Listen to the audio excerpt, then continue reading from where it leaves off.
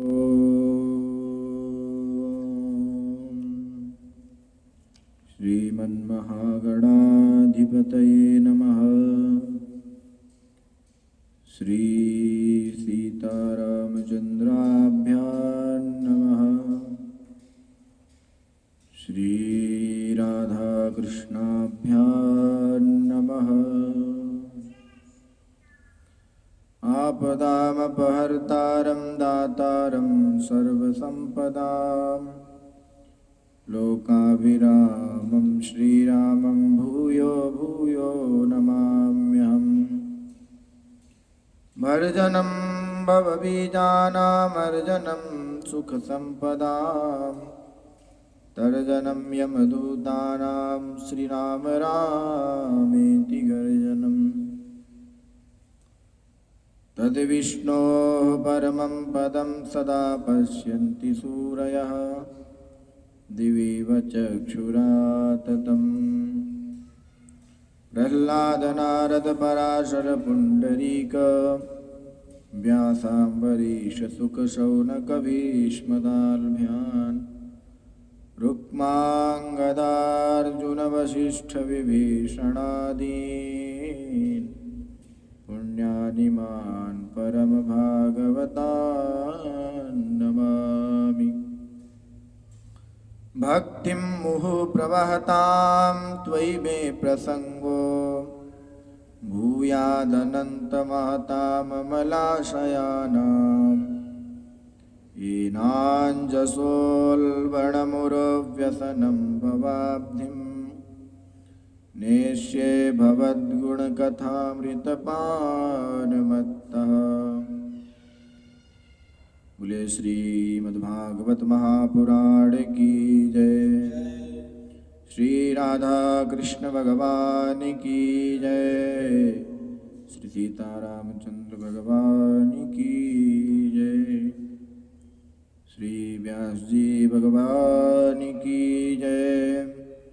श्री शुकदेव भगवान की जय। श्री सद्गुरुदेव भगवान की जय।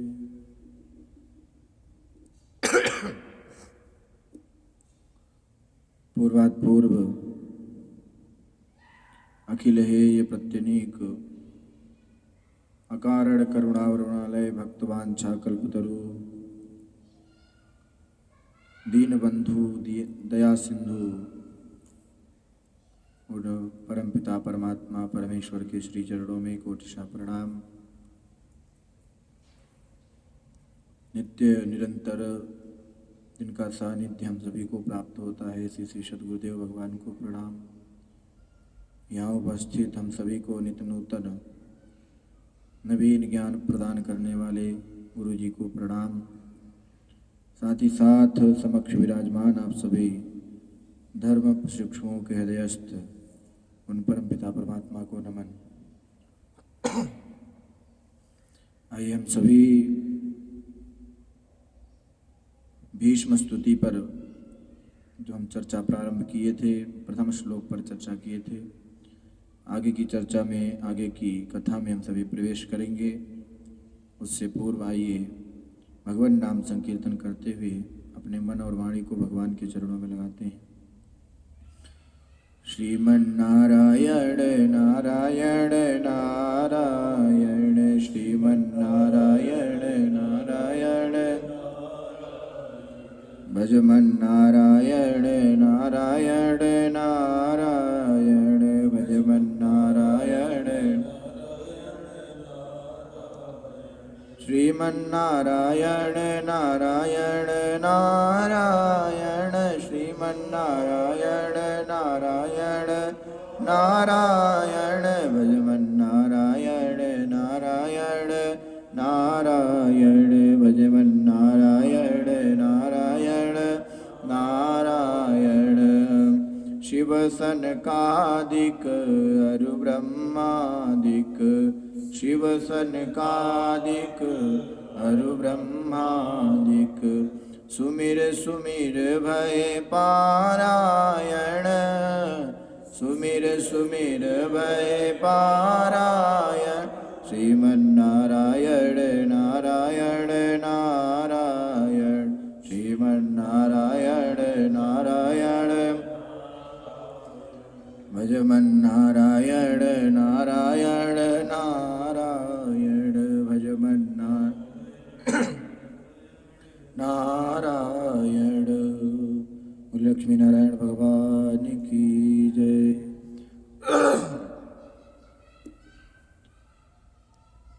श्री भीष्म जी महाराज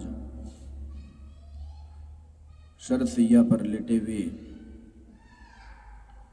युधिष्ठिर को सभी धर्मों का समुचित व्याख्यान देते हुए द्रौपदी जी के उस प्रश्न का उत्तर दिया जो द्रौपदी ने किया था कि ये धर्म उस समय कहाँ गया था जब दुशासन मेरी शाटिका खींच रहा था। और फिर भगवान से प्रार्थना की और आदेश दिया कि कलेवरम यावदिदम हिनोम्याम, जब तक मैं ये शरीर त्यागूंगा या त्याग ना दूं तब तक प्रसन्न हासारुणलोचनोल्लसन मुखाम्बुजो ध्यान पथस चतुर्भुजा। आप वही चतुर्भुज रूप जो बड़े बड़े ध्यानियों के लिए, बड़े बड़े योगियों के लिए ध्यान करने से, योग करने से, साधना करने से प्राप्त होता है, ऐसा स्वरूप। और वो भी ऐसे नहीं, बोले प्रसन्न हासारुणलोचनोल्लसन, अपने अधरों पर, अपने चेहरे पर, अपने इस मुख मंडल पर, मुख कमल पर प्रसन्न हास, वह मधुर मधुर मुस्कान लेते हुए आप मेरे सामने खड़े रहिए। उनसे प्रार्थना की कि मेरी एक बेटी भी है, मेरी एक पुत्री है, उसका विवाह मैं आपसे करना चाहता हूँ। भगवान ने कहा कि भाई आपने तो पहले ही यह संकल्प ले लिया था कि मैं आजीवन ब्रह्मचारी रहूँगा, फिर पुत्री कहाँ से हो गई? तो भीष्म पितामह जी ने उत्तर देते हुए कहा, इतिमतिरूपकल्पिता वितृष्णा भगवती सात्वत पुंगवे विभूम्नि स्वसुखमुपगते क्वचिद विहर्तुम प्रकृति मुपेयुषि यद भव प्रवाह। या जो मेरी तृष्णा रहित जो मति है, ऐसी मेरी मति आप सात्वत पुंग वाले भगवान में लग जाए। और आप कैसे हैं?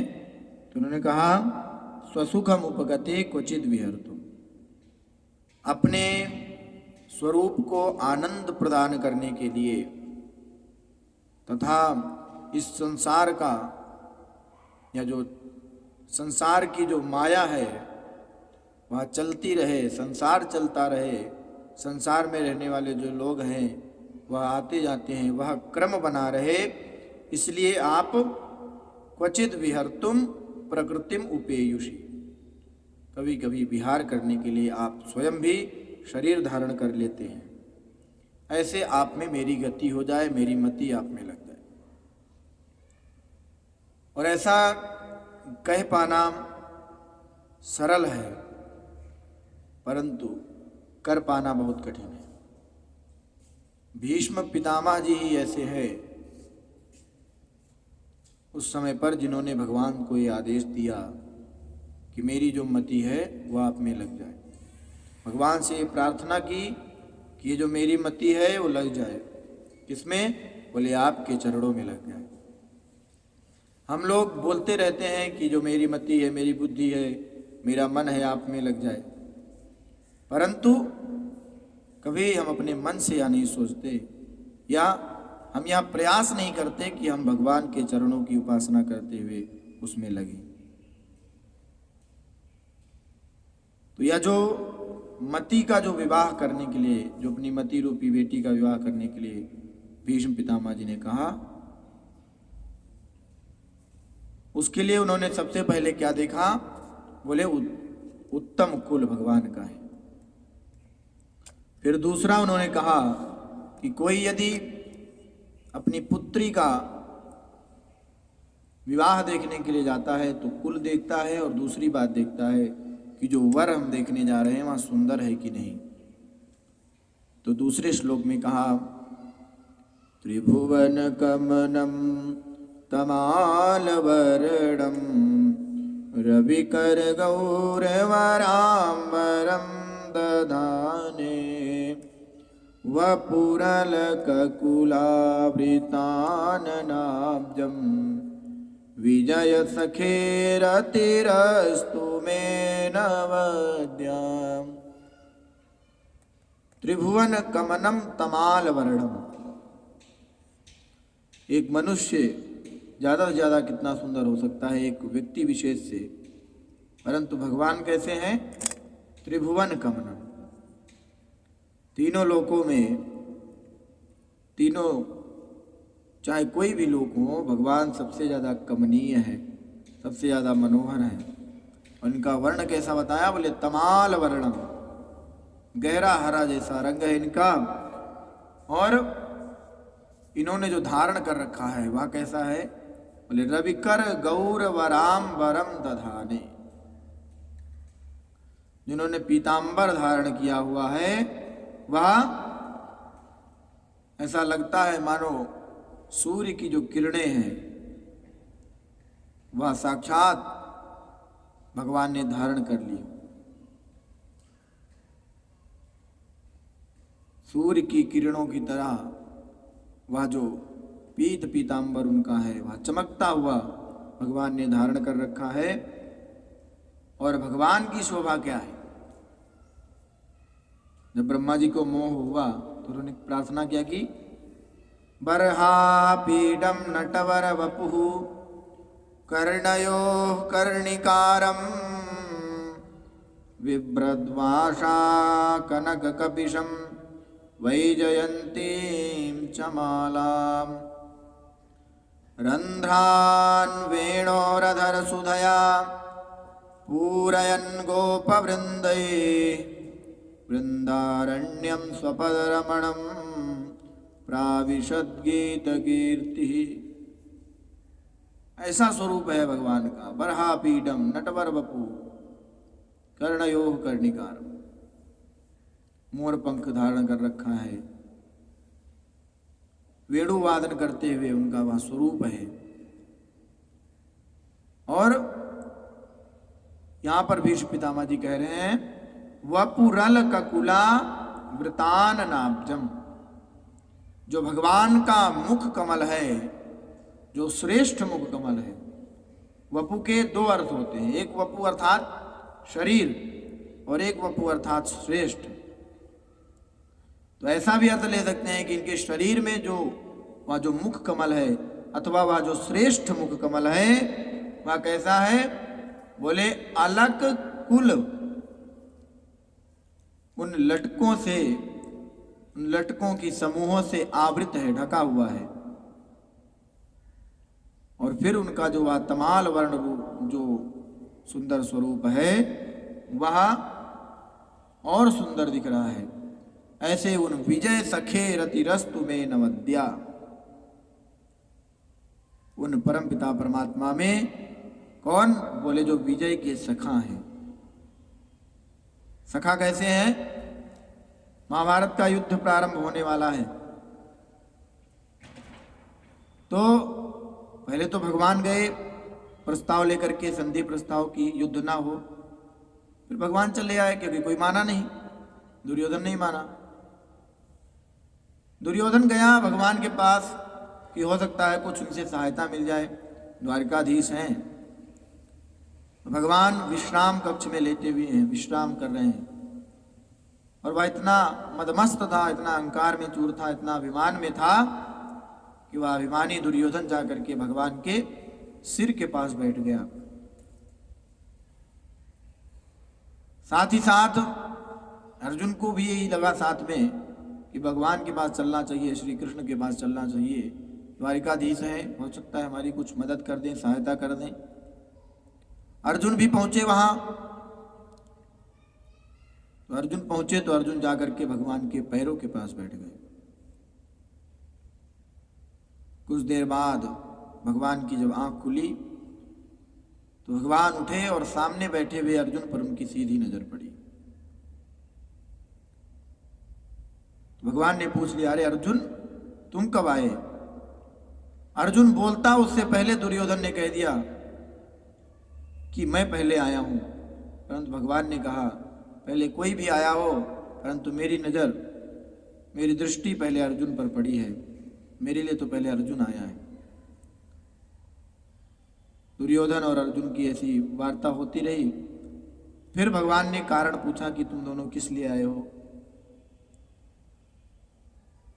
भगवान से दुर्योधन ने कहा कि अब महाभारत युद्ध प्रारंभ होने वाला है, कुछ सहायता यदि आपसे हो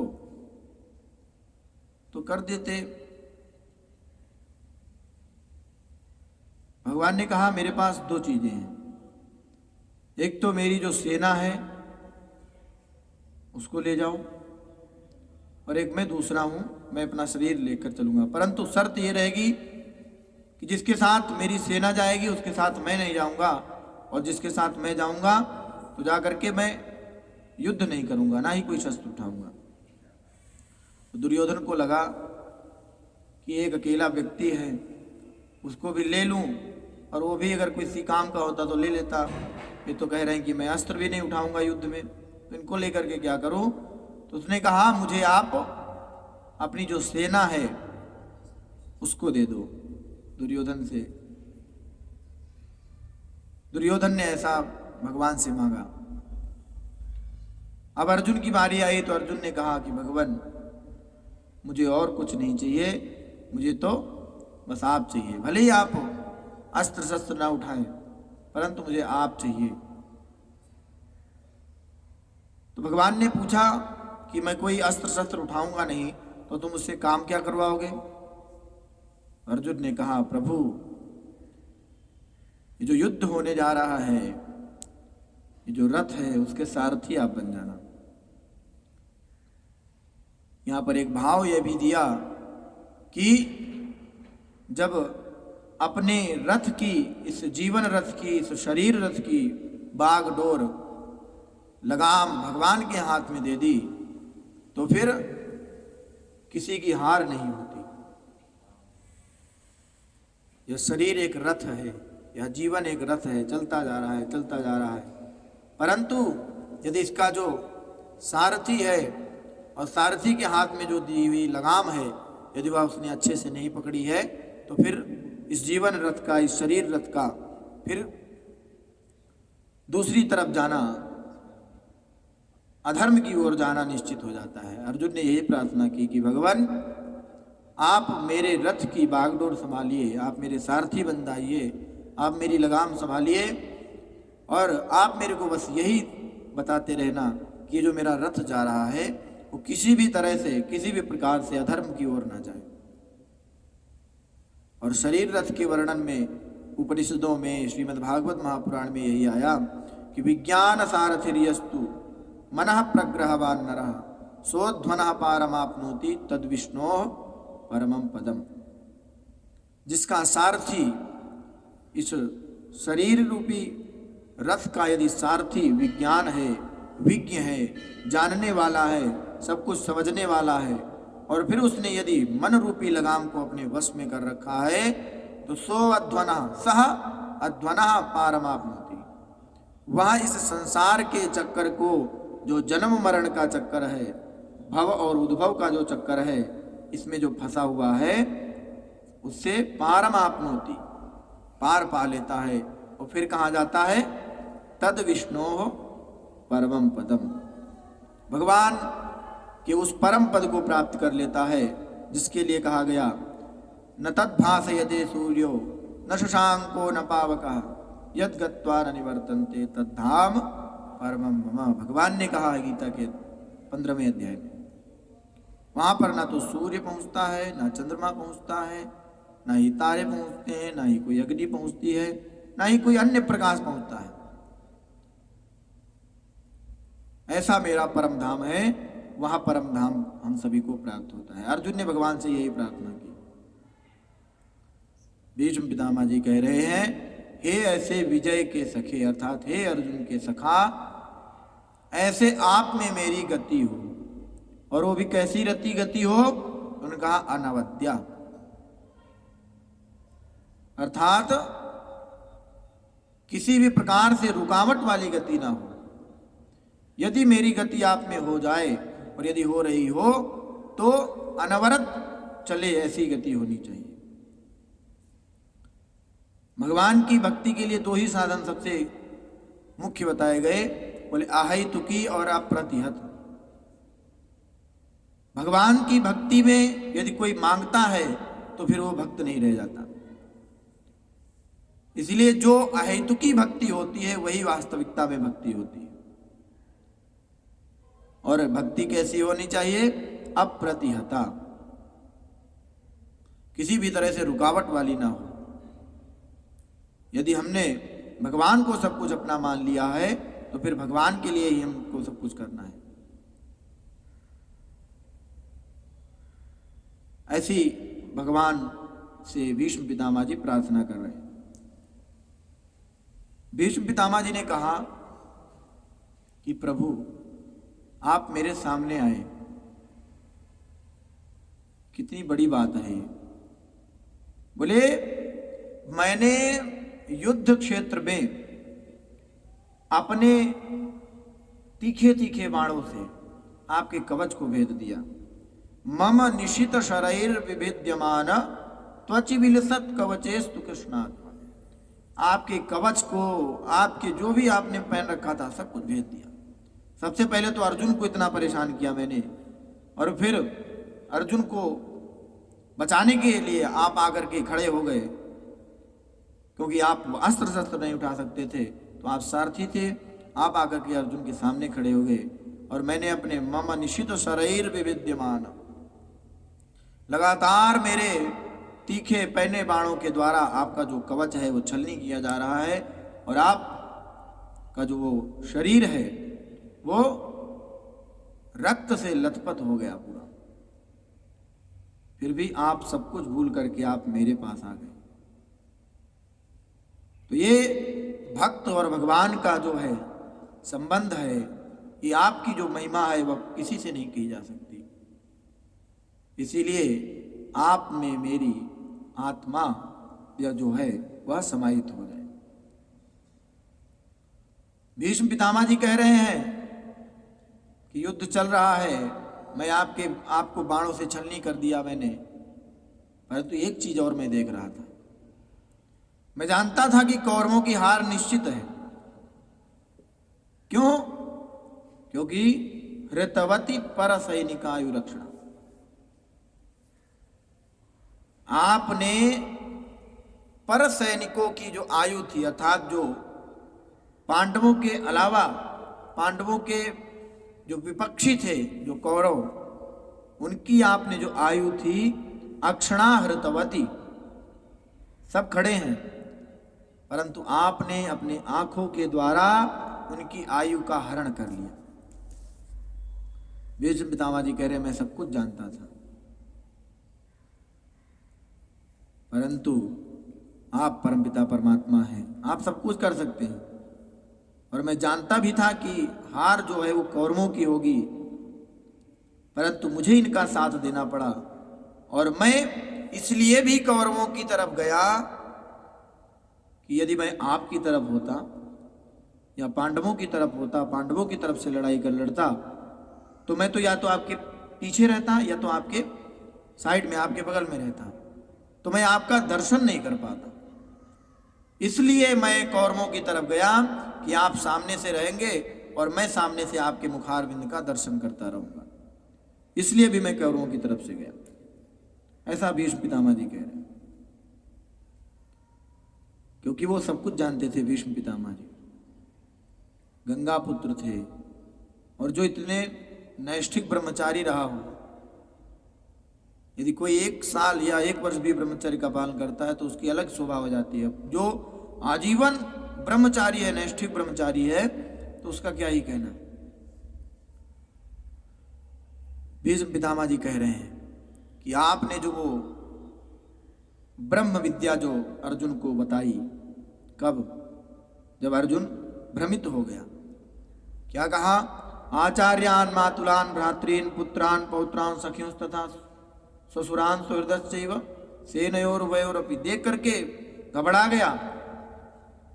और क्या कहा? वे पथुश्च शरीरे में रोम हर्षश्च जायते सीदंति मम गात्राणि मुखम च परिशुष्यति। मेरे जो अंग हैं, अंग प्रत्यंग, वो गिरे जा रहे हैं, कांप रहे हैं। वे पथुश्च शरीरे में, शरीर में पसीना आ रहा है, मैं कुछ समझ नहीं पा रहा हूँ, रोमांच हो रहा है भय के मारे कि करूँ तो करूँ क्या। क्यों? बोले हमारे आचार्य खड़े हैं, हमारे मामा, हमारे भतीजे और हमारे भाई खड़े हैं, इनको मैं कैसे मारूंगा? इनको मारने से अच्छा है कि मैं भिक्षाटन करके जीवन यापन कर लूं। परंतु भगवान ने जो कहा कि अशोच्या नन्व शोचस्त्वम प्रज्ञावादांश्च भाषसे गतासून गतासूंश्च नानुशोचन्ति पंडिता। अशोच्या नन्व शोचस्त्वम,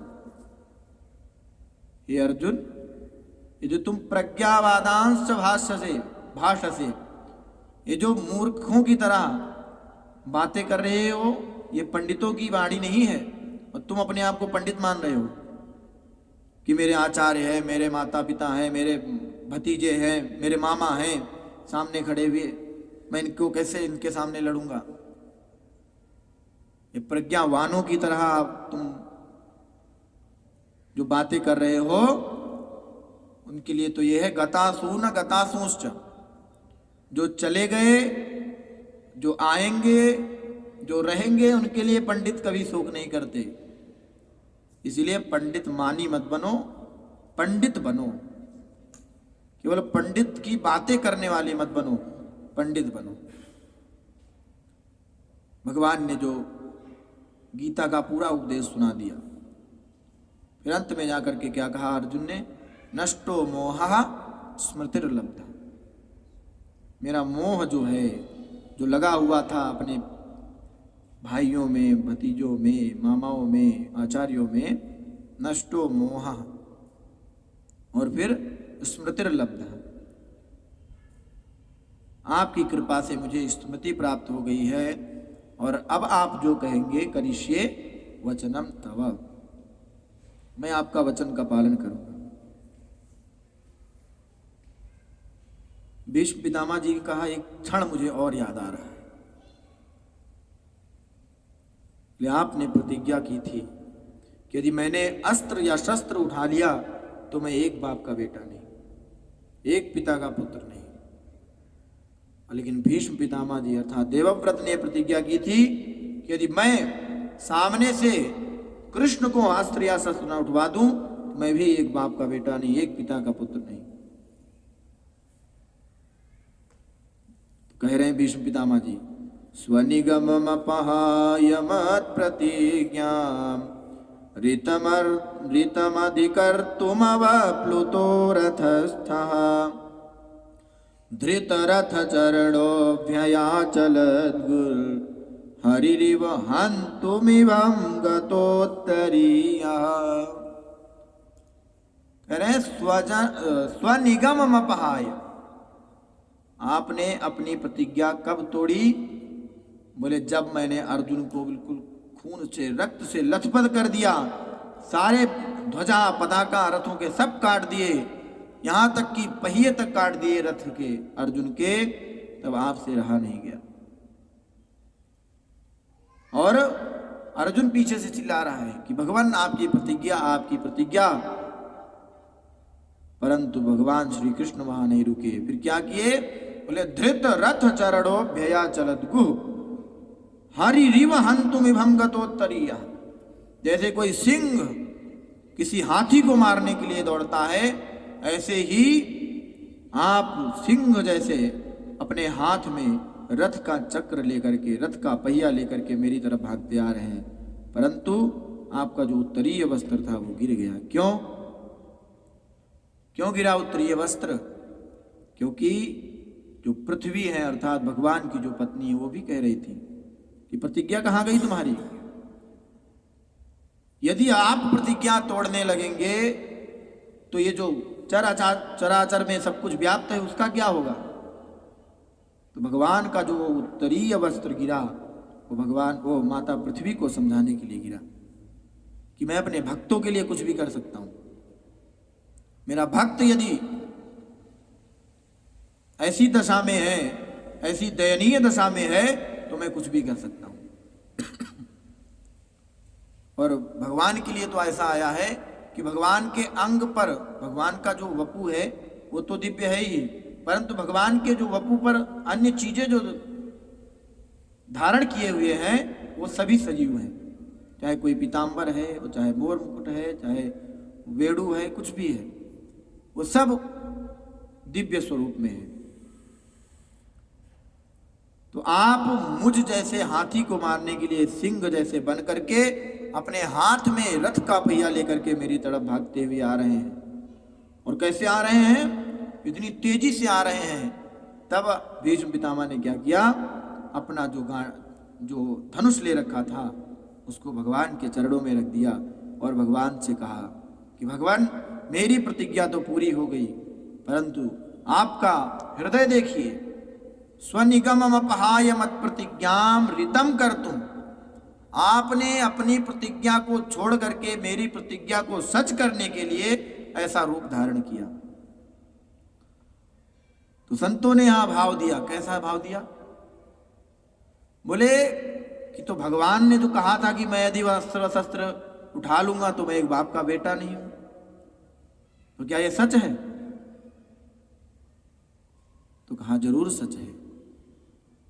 जो ब्रजवासी लोग हैं वो भगवान को गालियां देते हुए कहते हैं प्रेम में कि अरे ये तो 100 लोगों से जन्मा हुआ है, अर्थात ये सभी का बेटा है, सभी का बाप है, ये सभी का पुत्र है, सभी का पिता है, और यही सब कुछ है जो कुछ भी है।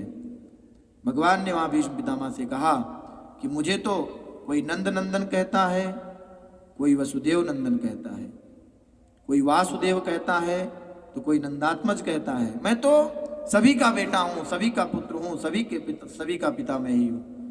परंतु आपकी जो प्रतिज्ञा थी कि यदि मैं अस्त्र न उठवा दूं तो मैं एक पिता का पुत्र नहीं, वो सच हो गई।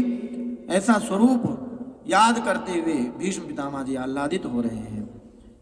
हम सभी यही इस श्लोक तक चर्चा करेंगे, आगे की चर्चा हम सभी कल करेंगे। आइए भगवान नाम संकीर्तन करते हुए आज के इस सत्संग को यहीं पर विराम देंगे। श्री कृष्ण गोविंद हरे मुरारे, हे नाथ नारायण वासुदेव। श्री कृष्ण गोविंद हे नाथ नारायण वासुदेव, हे नाथ नारायण वासुदेव, हे नाथ नारायण वासुदेव, हे नाथ नारायण वासुदेव, हे नाथ नारायण वासुदेव। श्री कृष्ण गोविंद हरे मुरारे, हे नाथ नारायण वासुदेव। श्री कृष्ण गोविंद हरे मुरारे, हे नाथ नारायण वासुदेव, हे नाथ नारायण वासुदेव। बोले कृष्ण कन्हैया लाल की जय हो, राधा रानी सरकार की जय हो, श्रीमद्भागवत महापुराण की जय हो, श्री व्यास जी महाराज की जय हो, श्री सुखदेव भगवान की जय हो, श्री सद्गुरुदेव भगवान की जय हो, सत्य सनातन धर्म की जय हो, धर्म की जय हो, अधर्म का नाश हो, प्राणियों में सद्भावना हो, विश्व का कल्याण हो। जय जय श्री राधे।